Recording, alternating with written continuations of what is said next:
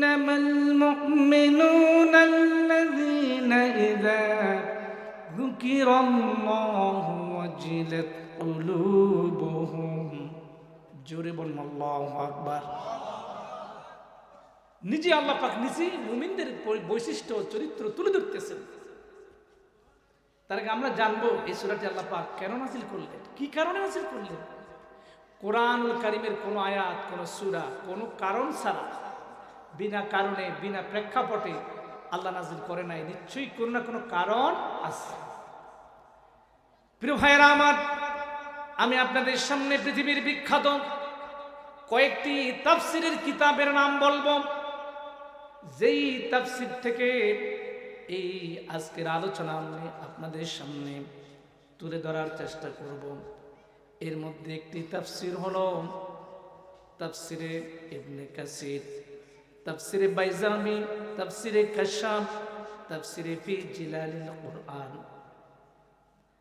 এই সূরাটি বদর যুদ্ধের ঘটনা নিয়ে, বদর যুদ্ধের পরে আল্লাহ রাব্বুল আলামিন এই যুদ্ধের বাস্তব অবস্থা, বাস্তব চিত্র দিয়ে একটি ভাষণ দিয়েছিলেন, যে ভাষণটা পুরোপুরি আল্লাহ তাআলা এই সূরার ভিতরে দিয়েছেন। জোরে বলেন সুবহানাল্লাহ।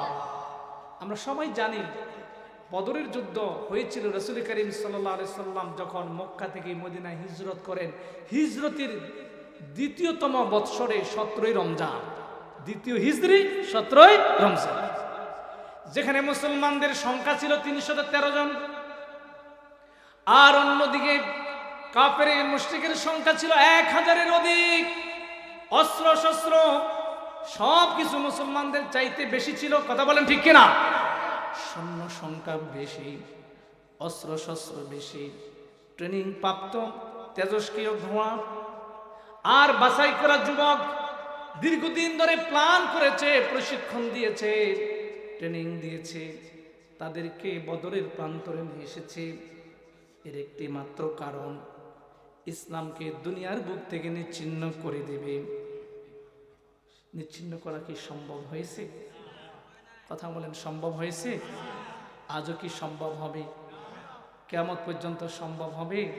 কেউ যদি চায় ইসলামকে পৃথিবীর বুক থেকে নিচ্ছিন্ন করে দিতে, তার এই পরিকল্পনা বাস্তবায়ন হবে। সেই পৃথিবীর বুক থেকে নিচ্ছিন্ন হয়ে যাবে, ইতিহাসে রাস্তা করে নিক্ষিপ্ত হবে। ইসলাম চির, ইসলাম আছে, ইসলাম থাকবে।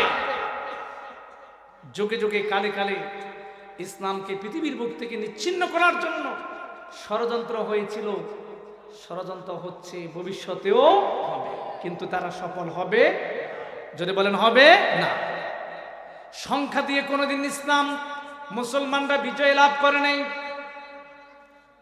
অস্ত্র শস্ত্র দিয়ে মুসলমানরা কোনোদিন বিজয় লাভ করে নাই। যদি তাই হতো, ইসলামের ইতিহাসের প্রথম যুদ্ধ বদরের প্রান্তরে মাত্র 313 জন, অন্যদিকে কাফের সংখ্যা হলো 1000-এর অধিক। অস্ত্রের দিক দিয়ে, ঘোড়ার দিক দিয়ে মুসলমানদের চাইতে অনেক অনেক গুণ বেশি। কিন্তু প্রিয় ভাইয়ের আমার, ওই বদরের প্রান্তরে মাত্র 313 জন মূর্তি মুজাহিদ, যারা নিজের জীবনের মায়া ত্যাগ করেছে, সন্তানের মায়া ত্যাগ করেছে, মা বাবার মায়া ত্যাগ করেছে, স্ত্রীর মায়া ত্যাগ করে আল্লাহর জমিনে আল্লাহর দ্বীন প্রতিষ্ঠার শপথ নিয়েছিল। ঠিক কিনা? রাদিয়াল্লাহু তাআলা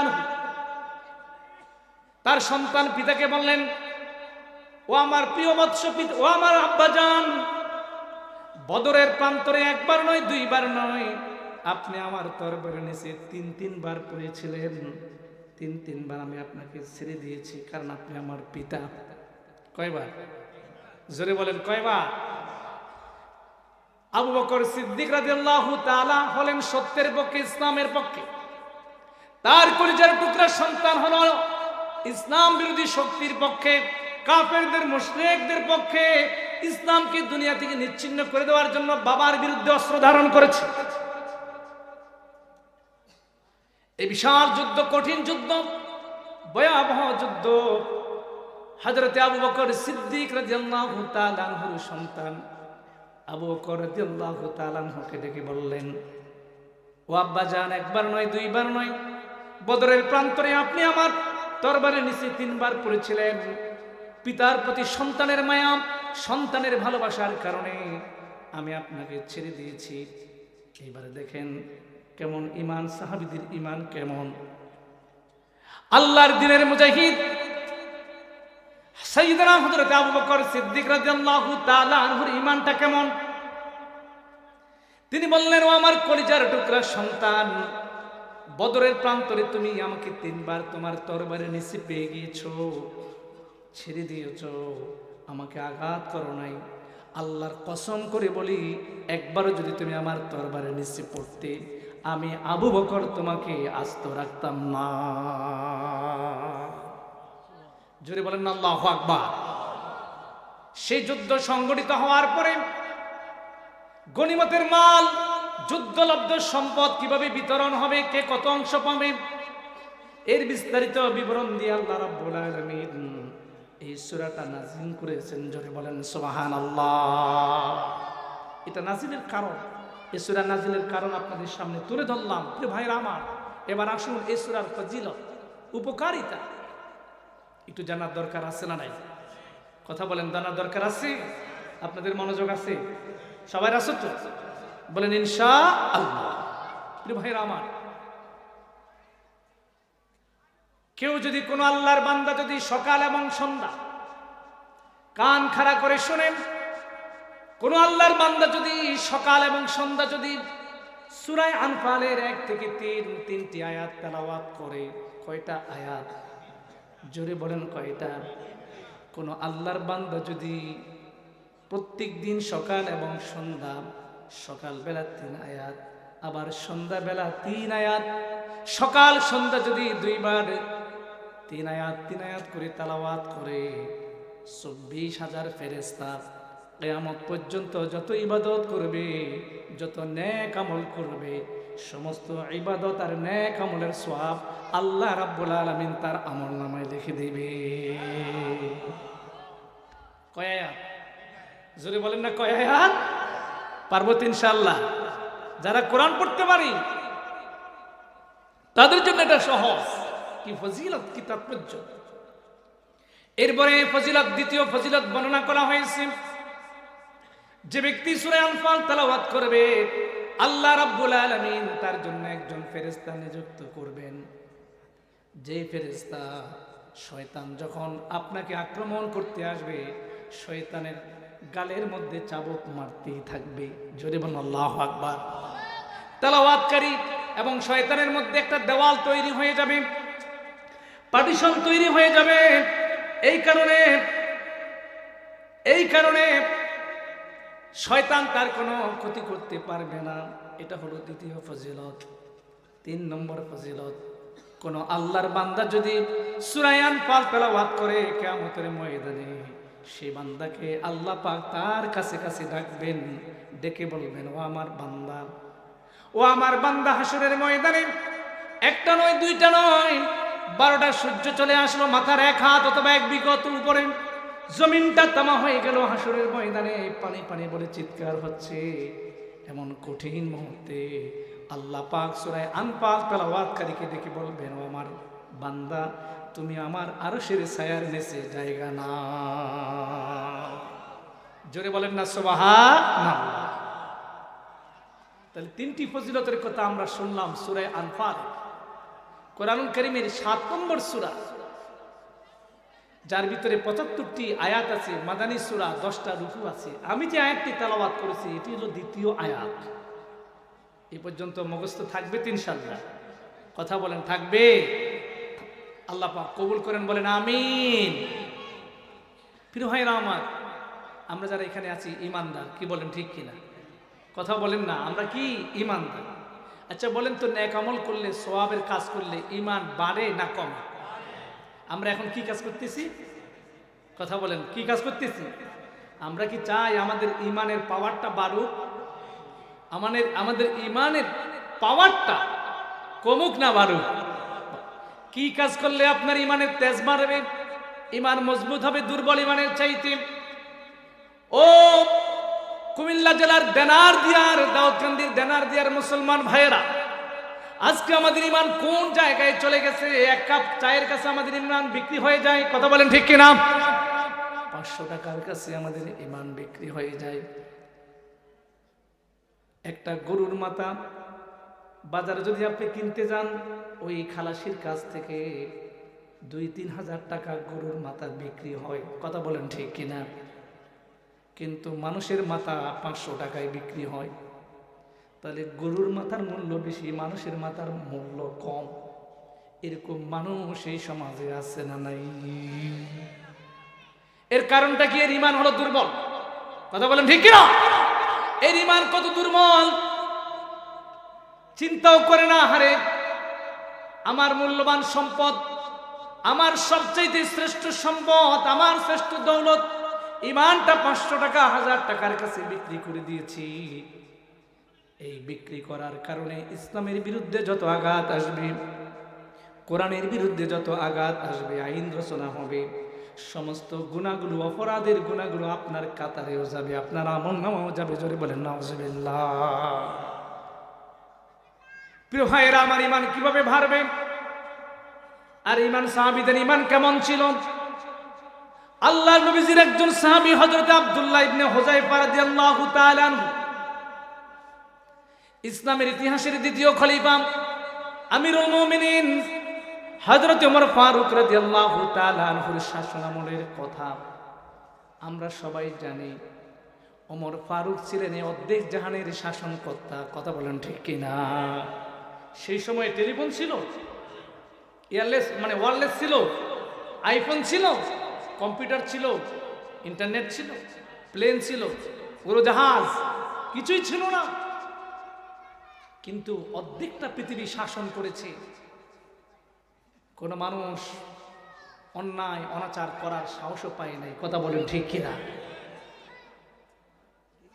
সাইয়েদনা ওমর ফারুক রাদিয়াল্লাহু তাআলা আনহু, তিনি অর্ধেক পৃথিবীর প্রেসিডেন্ট।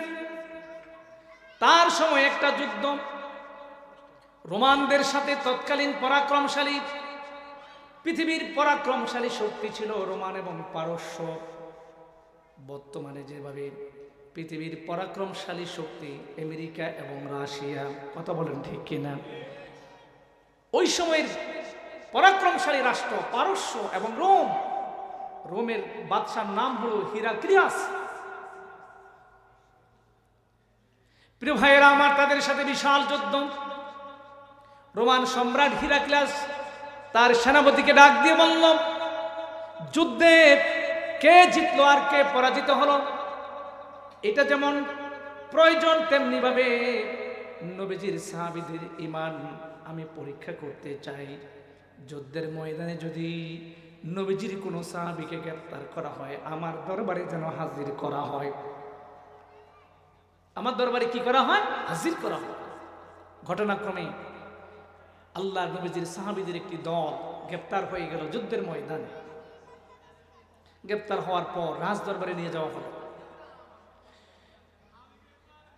ওই মুসলিম দলকে লক্ষ্য করে সম্রাট হিরাক্লিয়াস ডেকে বলল, তোমাদের মধ্যে তোমাদের গ্রুপ লিডারকে, তোমাদের নেতাকে, তোমাদের আমিরকে?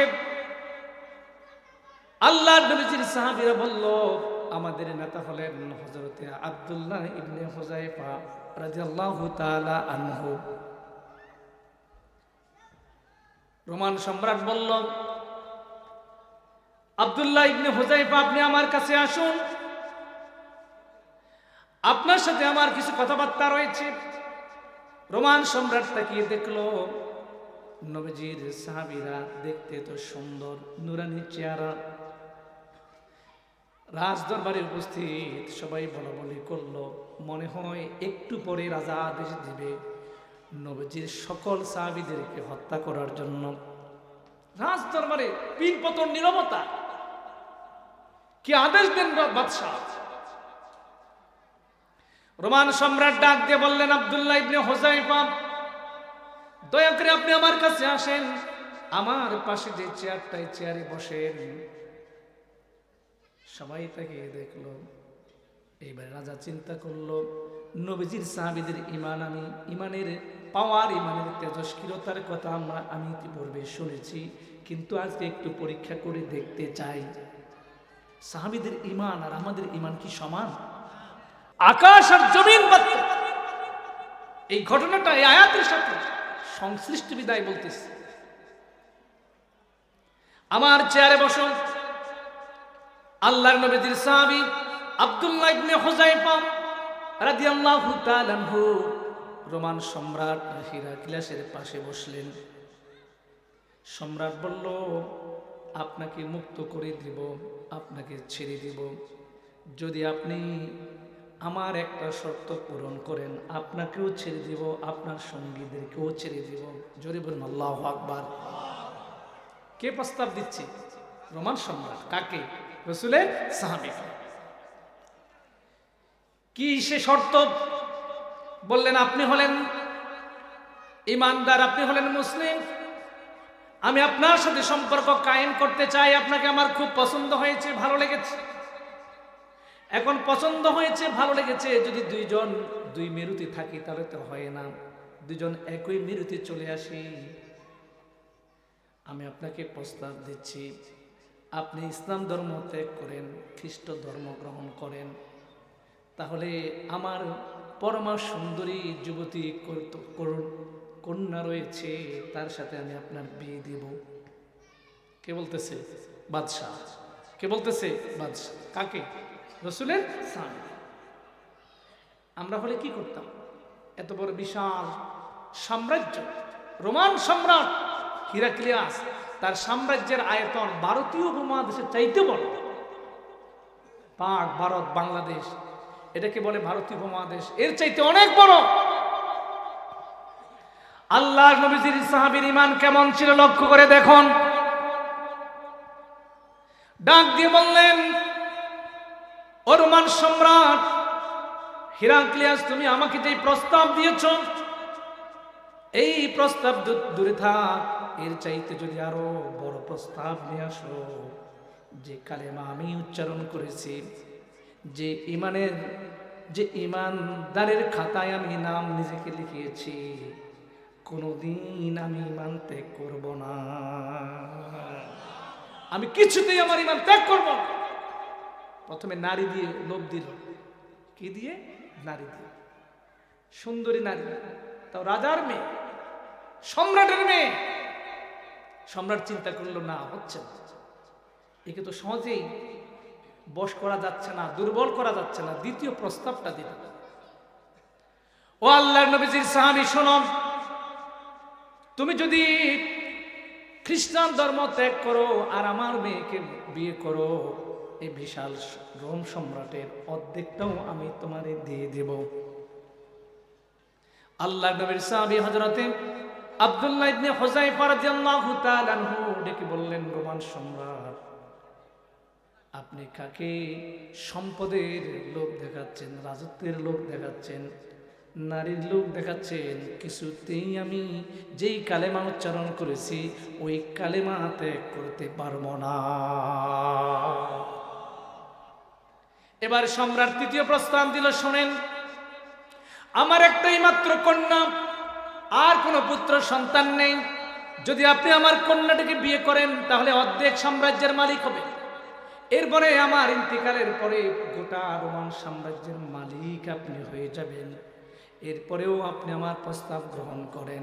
আল্লাহর নবীর সাহাবী হযরত আব্দুল্লাহ ইবনে হুযায়ফা রাদিয়াল্লাহু তাআলা আনহু ডাক দিয়ে বলেন, ও রোমান সম্রাট, তামাম দুনিয়াও যদি আমার এক হাতে দাও, আর এক হাতে যদি ঈমান থাকে, এক হাতে যদি ঈমান থাকে আর এক হাতে যদি তামাম দুনিয়াও থাকে, আমি দুনিয়াটাকে লাথি মারবো, আমার ঈমানটাকে বেঁচে নেব।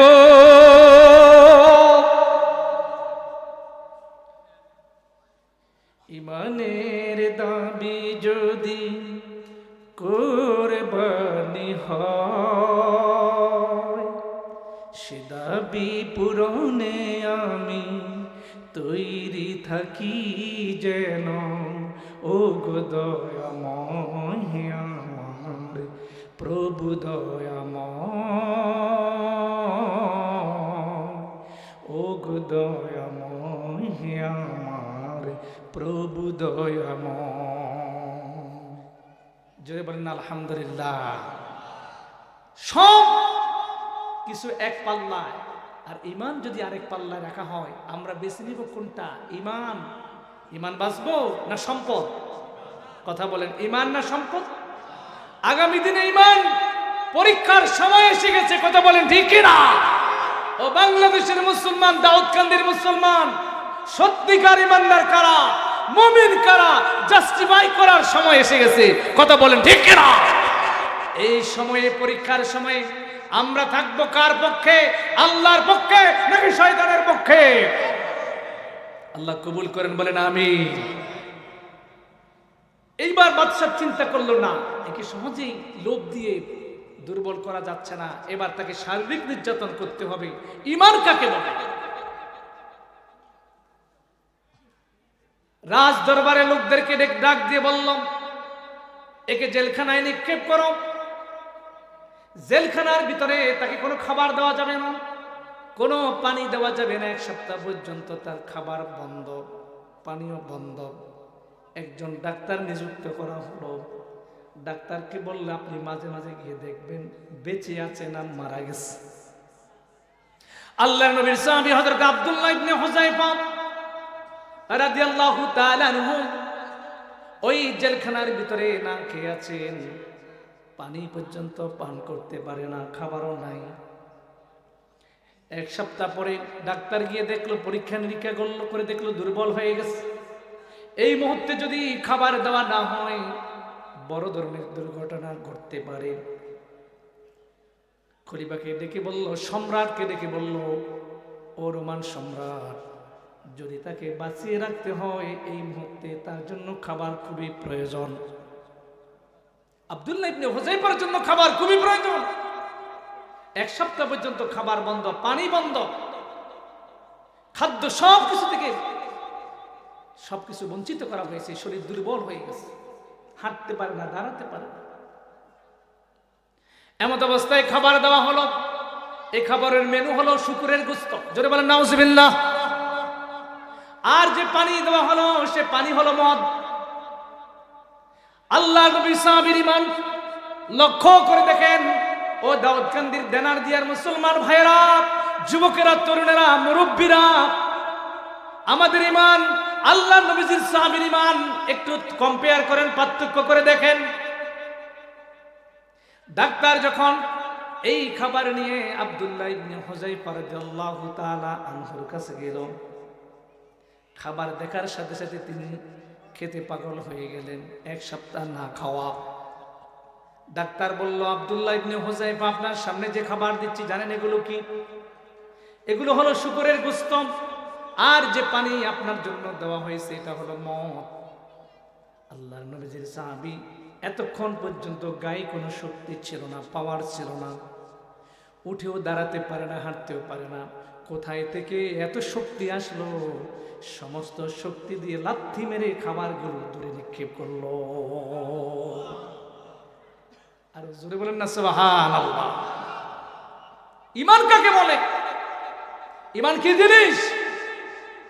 শিকার দরকার আছে না নাই? কথা বলেন, জানার দরকার আছে না নাই? ঈমান হলো কচু পাতার পানি। কচু গাছের মধ্যে যেরকম পানি দিলে পানি থাকে না, আমাদের ঈমানটাও দেহের মধ্যে ঈমান এরকম। কথা বলেন ঠিক কি না? প্রিয় ভাইয়েরা আমার, এই সংবাদ চলে গেল রোমান সম্রাটের কাছে। রেগে মেগে প্রচন্ড রেগে রাগান্বিত হয়ে গেলেন।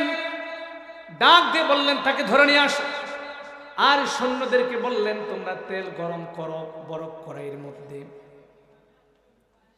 আমি আপনাদের সামনে আল বিদায়া ওয়ান নিহায়া একটা কিতাব, এই কিতাব থেকে রেফারেন্স দিচ্ছি। প্রিয় ভাইয়েরা আমার, নিয়ে আসা হলো আল্লাহর নবীজির সাহাবী হযরত আব্দুল্লাহ ইবনে হুযায়ফা রাদিয়াল্লাহু তাআলা আনহুকে। কড়াইয়ের মধ্যে তেল টকবক করতেছে, জ্বলতেছে। বাদশা ডেকে বললেন, আব্দুল্লাহ ইবনে হুযায়ফা, 2 জন সঙ্গীর কাঁধে ভর করে আব্দুল্লাহ ইবনে হুযায়ফা রাজ দরবারে আসলেন। হাঁটতেও পারে না, দাঁড়াতেও পারে না, 2 জন সঙ্গীর কাঁধে ভর করে দাঁড়িয়ে আছেন। এই মুহূর্তে প্রস্তাব দিচ্ছে। বাদশা চিন্তাগুলো দুর্বল হয়ে গেছে। মৃত্যুবরণ করবে, এই মুহূর্তে যদি আমি তাকে আবার ওই প্রস্তাবটা দিই খ্রিস্টান ধর্ম গ্রহণ করার জন্য, হয়তো বা শারীরিক দুর্বলতার কারণে, না খাওয়ার কারণে রাজি হয়ে যাবে। বাদশা যখন এই প্রস্তাব দিল, আল্লাহর নবীজির সাহাবী আব্দুল্লাহ ইবনে হুযায়ফা সাথে সাথে সেটা প্রত্যাখ্যান করলেন। সুবহানাল্লাহ। বাদশা বলল, একটা কাজ করো, তার সঙ্গী সাথী যারা বন্দী আছে 80 জন, সঙ্গী সাথী বন্দী 80 জন সাহাবী। বাদশা নির্দেশ দিলেন, ওই সাহাবীদের মধ্যে থেকে একজনকে ধরে নিয়ে আসো। চোখের সামনে ওই কড়ার মধ্যে তেল গরম হচ্ছে, টকবক করতেছে। আব্দুল্লাহ ইবনে হুযায়ফা রাদিয়াল্লাহু তাআলা আনহুর সামনে আল্লাহর নবীজির একজন সাহাবীকে নিক্ষেপ করা হলো। চোখের সামনে শরীর থেকে, হাড্ডি থেকে গোশতগুলো আলাদা হয়ে গেল, গোশতগুলো বুনা হয়ে গেল। ডাক দিয়ে বলল, ও আব্দুল্লাহ ইবনে হুযায়ফা, তুমি দেখছো তোমার চোখের সামনে কিভাবে তোমার সঙ্গীদেরকে এই উত্তপ্ত করার মধ্যে জ্বালিয়ে দেওয়া হলো। এখনো সময় আছে, তুমি প্রস্তাবটা গ্রহণ করো। চিৎকার করে বলেন না আল্লাহু আকবার। প্রস্তাব গ্রহণ করবে, বাদশার কথা শুনবে। আমরা হলে কি করতাম? রাজি হয়ে যেতাম। কথা বলে ঠিক কিনা? ঈমান নিয়ে জান্নাতে যাওয়া কঠিন। আমরা মনে করতেছি ঈমান নিয়ে আমি জান্নাতে চলে যাব। না, প্রত্যেকটা পদে পদে, সেকেন্ডে সেকেন্ডে, মিনিটে মিনিটে ঈমানের পরীক্ষা হয়। কথা বলেন ঠিক কিনা? وَلَنَبْلُوَنَّكُمْ بِشَيْءٍ مِّنَ الْخَوْفِ وَالْجُوعِ وَنَقْصٍ مِّنَ الْأَمْوَالِ وَالْأَنفُسِ وَالثَّمَرَاتِ। আল্লাহ পাক ঈমানদারকে পরীক্ষা নেন সব সময়, অল টাইম, অলওয়েজ। প্রিয় ভাইরা আমার, একজনকে উত্তপ্ত টকবকে তেলের মধ্যে ফেলে দেওয়ার পরেও আল্লাহ নবীজির সাহাবী দুর্বল হয় না। জোরে বলেন না সুবহানাল্লাহ। তিনি প্রস্তাব গ্রহণ করেন নাই। বাদশা আবার বলল, সম্রাট বলল, আরেকজনকে ধরে নিয়ে আসো। আরেকজনকে ধরে নিয়ে আসা হলো। চোখের সামনে তাকেও ওই কড়াইয়ের মধ্যে নিক্ষেপ করা হয়েছে। মুহূর্তের মধ্যে জ্বলে পড়ে ছাই ছাই হয়ে গেছে। হাড্ডি থেকে গোশতগুলো আলাদা হয়ে গেছে, গোশতগুলো বোনা হয়ে গেছে। এবারে ডেকে বলে, আব্দুল্লাহ রে, তোমার পালা, তুমি প্রস্তুত হও। দুইজন সঙ্গীর কাঁধে ভর করে আল্লাহর নবীর সাহাবী হযরতে আব্দুল্লাহ ইবনে হুযায়ফা ওই কড়ার দিকে হেঁটে যাচ্ছে। যদি বলেন আল্লাহু আকবার। ও আমার ভাইরা, যারা সত্যিকার ঈমানদার, যারা সত্যিকার মুমিন, তারা ফাঁসির সামনে ফাঁসির কাষ্ঠ ঝুলানো, ফাঁসির কাষ্ঠ তৈরি আছে, রাত 10টা এত মিনিটে তাদের ফাঁসি দেওয়া হবে। এটা জানার পরেও বীর দর্পে ফাঁসির কাষ্ঠে, ফাঁসির মঞ্চের দিকে তারা হেঁটে গিয়েছে। কথা বলেন ঠিক কিনা? এদের ঈমান আমাদের চাইতে মজবুত না দুর্বল? আসতে বলবেন না, মজবুত না দুর্বল? আমার ভাইরা, সেই ঈমানদার তাহলে এখনো আছে। শাহাদাতের তামান্না তাদের ভিতরে এত বেশি পরিমাণে ছিল, হাসতে হাসতে জীবন দিয়েছে, কিন্তু তাবেদারের কাছে মাথা নত করে নাই, ফেসিবাসের কাছে মাথা নত করে নাই, প্রস্তাব ফিরিয়ে দিয়েছে। ইতিহাস বাংলার জমিনে হয়েছে না হয় নাই? কথা বলেন, হয়েছে না হয় নাই? তাহলে বোঝা গেল সাহাবীদের ঈমানের মতো ঈমান না হলেও সেই ঈমানের কাছাকাছি হলো ঈমান বাংলার জমিনে আল্লাহর কিছু খাস বান্দারা দেখিয়েছে। কথা বলে ঠিক কিনা? ওসমান হাদি কি তাদের মধ্যে একজন না? একজন না? আসতে বলবেন না। ওসমান হাদি তাদের মধ্যে একজন না? একজন না? যিনি মৃত্যুর আগে বলে গেছে তার শাহাদাত হবে, কিভাবে মারা যাবে, সেই ওসমান হাদিকে দেখার জন্য, কবর জিয়ারত করার জন্য বাংলাদেশের 64টা জেলা থেকে বিভিন্ন সময়ে 24 ঘন্টা নারী পুরুষ, ছোট বাচ্চা, শিশু বাচ্চা পর্যন্ত জিয়ারত করতে আসে। কথা বলেন ঠিক কিনা? বাতিলের সামনে কখনো মাথা নত করে নাই, হক কথা বলে গেছে, নিজের ঈমানটা বিক্রি করে নাই। কথা বলেন ঠিক কিনা? প্রিয় ভাইরা আমার, আল্লাহর নবীর সাহাবী আব্দুল্লাহ ইবনে হুযায়ফা রাদিয়াল্লাহু তাআলা আনহু উত্তপ্ত সেই কড়ার দিকে হেঁটে যাচ্ছেন। চোখ দিয়ে পানি বের হচ্ছে ঝরঝর করে। সেনাপতিরা দেখলো আব্দুল্লাহ কাঁদতেছে, মুহূর্তের মধ্যে বাদশাকে বলল, সম্রাটকে বলল, মনে হয় আব্দুল্লাহ মৃত্যুর ভয়ে কান্নাকাটি করতেছে, এবার হলো সুযোগ, মোক্ষম সুযোগ। বাদশা ডাক দিয়ে বলল, আব্দুল্লাহ ইবনে হুযায়ফা, একবারে মৃত্যুর কাছাকাছি এসে তোমাকে আবার সেই প্রস্তাব দিচ্ছি, খ্রিস্টান ধর্ম ত্যাগ করো, খ্রিস্টান ধর্ম গ্রহণ করে ইসলাম ত্যাগ করো। আব্দুল্লাহ ইবনে হুযায়ফা ওই অবস্থায়ও রাজি হয় নাই। বাদশাহ বলল, তাহলে তুমি কাঁদো কেন, কি জন্য কাঁদতেছ? আব্দুল্লাহ ইবনে হুযায়ফা রাদিয়াল্লাহু তাআলা আনহু ডাক দিয়ে বলেন, ও রোমান সম্রাট, তুমি জেনে রাখো, শুনে রাখো, আমি মৃত্যুকে ভয় করে কাঁদতেছি না, আমি উত্তপ্ত কড়াইয়ের মধ্যে নিক্ষিপ্ত হব, ওই জন্য কাঁদতেছি না। তাহলে কেন কাঁদতেছ? আব্দুল্লাহ ইবনে হুযায়ফা বলে, আমি এই জন্য কাঁদতেছি, আল্লাহ তো আমার একটা প্রাণ দিয়েছে, একটা জীবন দিয়েছে, কথা বলেন ঠিক কিনা? আল্লাহ যদি আমাকে একটা জীবনের পরিবর্তে 100টা জীবন দিত, তাহলে আমি 100 বার আল্লাহর রাস্তায় শহীদ হয়ে শাহাদাতের মর্যাদা অর্জন করতাম। আমাকে শহীদ করে সেই মিছিলে শামিল করে নিও, যেই মিছিলের নেতা আমির হামজা, খোবায়েব খাবাব, খোদার ছিল যারা অতি প্রিয়, শামিল করে নিও। জোরে বল আল্লাহু আকবার। বাদশার মন দুর্বল হয়ে গেল, দয়া তার ভিতরে এসে গেল। এবার বাদশাহ প্রস্তাব দিচ্ছে, ও আব্দুল্লাহ ইবনে হুযায়ফা, থামো,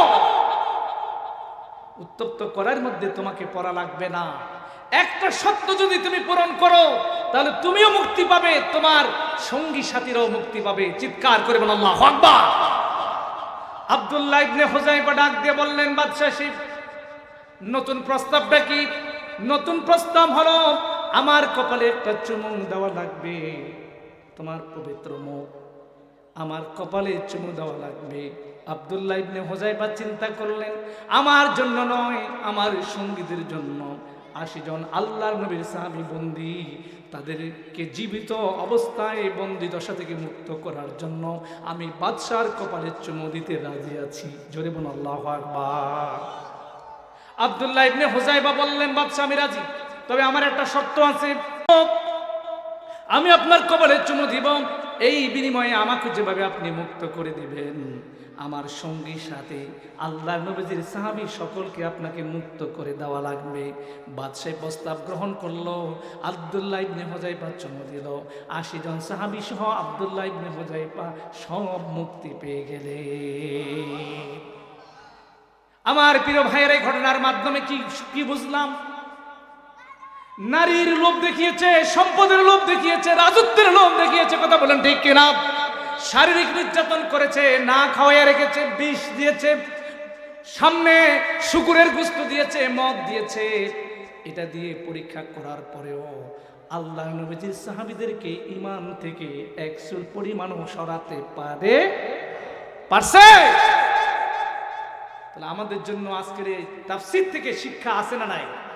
জোরে বলেন আছে না নাই?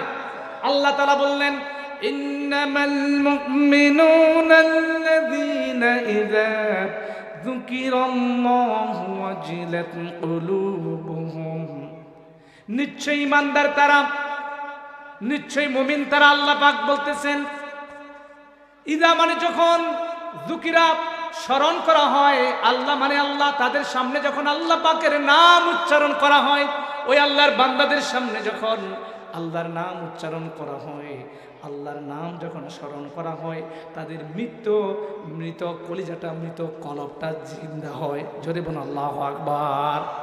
আমাদের অনেকের কলব মরে গেছে, অনেকের কপালে ছাই দাগ পড়ে গেছে। আল্লাহর নবীজি বলেছেন, আলা ইন্না ফিল জাসাদিল মুদগা ইযা সালুহাত সালুহাতিল জাসাদু কুল্লুহু ওয়া ইযা ফাসাদাতিল জাসাদু কুল্লুহু আলা ওয়াহিয়াল কলব। নবীজি বললেন, সাবধান, দেহের মধ্যে এক টুকরা গোস্ত আছে, এই গোস্তের টুকরা যদি সুস্থ থাকে, দেহটা সুস্থ থাকে, আর ওই গোস্তের টুকরা যদি অসুস্থ হয়ে যায়, দেহটাও অসুস্থ হয়ে যায়। নবীজি বললেন, সেই গোস্তের টুকরাটার নাম হলো কলব। সেই গোস্তের টুকরার নাম কি? কলব। প্রিয় ভাইয়েরা আমার, আল্লাহর নাম উচ্চারণ করলে ইমানদারদের কলব কেঁপে উঠবে, নেচে উঠবে। আর তাদের সামনে যখন আল্লাহর কোরআন তেলাওয়াত করা হবে, কোরআনের আয়াত শুনে শুনে আল্লাহর সেই বান্দাদের ঈমান আরো বেড়ে যাবে। সুবহানাল্লাহ। আমরা চাই আমাদের ঈমান বেড়ে যাক, চাই না? চাই না? কথা বলেন, চাই কি না? আল্লাহ যেন আমাদের ঈমানের পাওয়ারটা আরো বাড়াই দেন, তেজস্ক্রিয়তা বাড়াই দেন। আমাদের মুহতারাম আল্লামা ফখরুদ্দিন সাহেব মাদ্দাজিল্লাহুল আলী আমাদের মাঝে এসেছেন, আমাদের মাঝে উপস্থিত আছেন। এই সুন্দর আয়োজনের যিনি স্বপ্নদ্রষ্টা, প্রতিষ্ঠাতা, কারিগর, ফাউন্ডার, তিনি হচ্ছেন আলহাজ ওয়ালিউল্লাহ সাহেব। তিনি আমাদের মাঝে আছেন। আমাদের মাঝে আছেন জনাব বিশিষ্ট সমাজসেবক, বিশিষ্ট রাজনীতিবিদ, এই এলাকার গণমানুষের নেতা জনাব গিয়াসউদ্দিন তালুকদার সাহেব। আমাদের মাঝে আরো আছেন মাওলানা আতিক ভাই, আমাদের মাঝে আছেন মাওলানা শাহ আলম মাসুদ, আমাদের মাঝে আরো ওলামায়ে কেরাম এসেছে। আমরা সকলকে আন্তরিক মোবারকবাদ জানাই। কথা বলেন ঠিক কিনা? আল্লাহর প্রিয় বান্দাদের জন্য আমাদের দোয়ার দরকার আছে না নাই? প্রিয় ভাইরা আমার, তিনি আমার আইডল, মাওলানা ফখরুদ্দিন সাহেব, তিনি আমার আইডল, তিনি আমাদের আইডল, আলেমদের আইডল। কথা বলেন ঠিক কিনা? আমাদের জন্য অনুকরণীয়, অনুসরণীয়, বরণীয়, স্মরণীয়। তিনি আমাদেরকে দেখিয়েছেন, তিনি আমাদেরকে শিখিয়েছেন কিভাবে আল্লাহর জমিনে আল্লাহর দ্বীন কায়েমের জন্য ভয় ডরহীন ভাবে, ভয় শঙ্কাকে দূর করে হক কথাগুলো বলতে হয়। তিনি আমাদেরকে শিখিয়েছেন। কথা বলেন ঠিক কিনা? তিনি আমাদের মাঝে উপস্থিত। এই এলাকার সকলের, আপনাদের কাছে তিনি একটা পরিচিত মুখ। আমরা তার জন্য দোয়া করি, আল্লাহ পাক তাকে হায়াতে তাইয়্যিবা দান করুন। বলেন আমিন। সেহাতে কুল্লা নসিব করুন। আল্লাহ পাক তার ইলমে আমলে তরাক্কি দান করুন। বলেন আমিন। আমাদের আলহাজ ওয়ালিউল্লাহ সাহেব, উনি অত্যন্ত ভালো মানুষ, উনি অত্যন্ত মহব্বতের মানুষ, ইমানদার মানুষ। আমি তার মাঝে ইমানদারের কোয়ালিটিগুলো, বৈশিষ্ট্যগুলো পেয়েছি, আলহামদুলিল্লাহ। আমরা তার জন্য, হাজী সাহেবের জন্য দোয়া করি, আল্লাহ পাক তাকে যেন সুস্থ রাখেন, ন্যাক হায়াত দারাজ করেন। বলেন আমিন। আমার ডান দিকে বসে আছেন এই এলাকার বিশিষ্ট রাজনীতিবিদ, সমাজসেবক, গণমানুষের নেতা জনাব গিয়াসউদ্দিন তালুকদার সাহেব। আমরা তার জন্য দোয়া করি। তিনি ইসলামের জন্য, দ্বীনের জন্য যে শ্রম দিচ্ছেন, চেষ্টা প্রচেষ্টা চালাচ্ছেন, আল্লাহ পাক তার এই খেদমতকে কবুল করেন। বলেন আমিন। আরও আছেন আপনাদের এলাকার শ্রেষ্ঠ সন্তান আলেমুদ্দিন শাহ আলম মাসুদ ভাই সহ আরও অনেকেই আমাকে দাওয়াত দিয়েছেন। আমি আপনাদের এখানে আজকে প্রায় 15 বছর প্রায় ধারাবাহিকভাবে আসতেছি। তো আমি আপনাদেরকে আর বিরক্ত করব না। আমি দোয়া চাই মাওলানা আতিক ভাই, তোফাজ্জল ভাই সহ, হাজী সাহেব সহ আপনাদের গ্রামবাসী, এলাকাবাসী যারা এই সুন্দর আয়োজন করেছেন, আল্লাহ পাক এই মজমাকে, এই তাফসিরুল কোরআন মাহফিলকে কবুল করে আমাদের সকলের জীবনের গুনাহগুলো মাফ করে দেন। কবরবাসী যারা আছেন তাদেরকে মাফ করে দেন। বলেন আল্লাহুম্মা আমিন। ওয়া আখির দাওয়ানা আলহামদুলিল্লাহি রাব্বিল আলামিন। আসসালামু আলাইকুম ওয়া রাহমাতুল্লাহি ওয়া বারাকাতুহু।